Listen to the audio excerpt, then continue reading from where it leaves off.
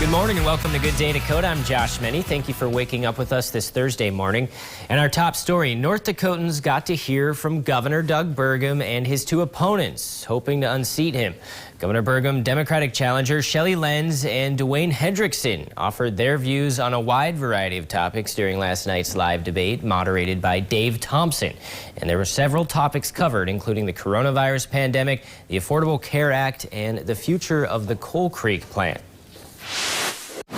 I'm not a fan of windmills. We see so many reports about them, and we believe that it adds cost to our energy, and we don't believe that it's environmentally sound from the production until the end of their life. And so we have to look at positive things in the energy industry, and I don't believe that putting these windmills all over our beautiful landscape is a positive thing for our state.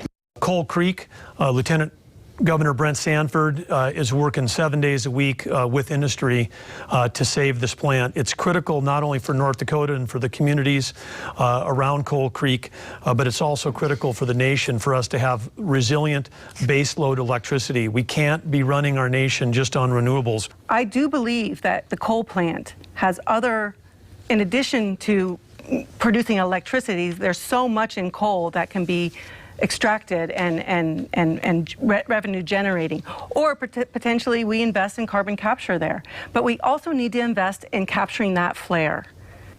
The last day for early voting is November 2nd, followed by Election Day, November 3rd. Visitors to North Dakota's Capitol building are supposed to have their temperatures checked upon entering, but KAKE's News learned yesterday that legislators don't have to.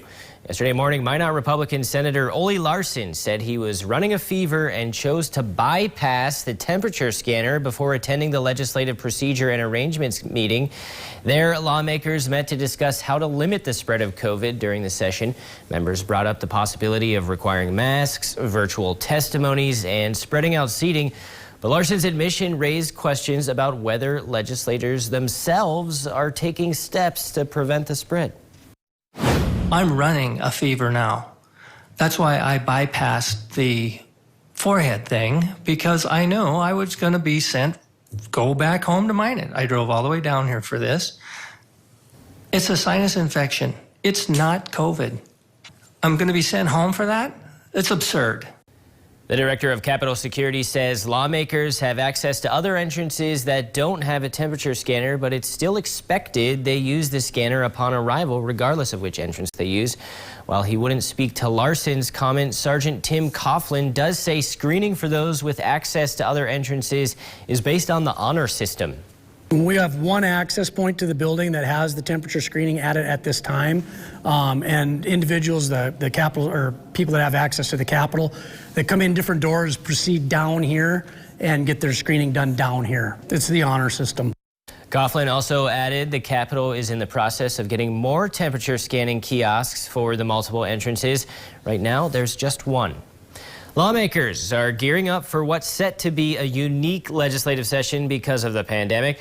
Yesterday, the Legislative Procedure and Arrangements Committee moved forward with some changes meant to prevent the spread of COVID at the Capitol. The group voted 8-2, requiring lawmakers to wear face masks and get tested for the virus twice a week during the session. The vote is a recommendation only that would still have to be adopted by the House and Senate Rules Committees. At the meeting, Representative Kleeman made an emotional plea for more safety measures following his own mother's battle with the virus. I sat by her bed and held her hand for 4 days and watched her die. I don't want it to happen to anyone in the legislature or to their family members. So I think we have to do whatever we can to make sure that we are protecting ourselves and getting our work done too. Bismarck City Commission held a special meeting last night and decided this coming Tuesday they will formally consider a mask mandate for the capital city. Following a citywide mask mandate, some businesses in Minot are requiring people to wear masks while others are not.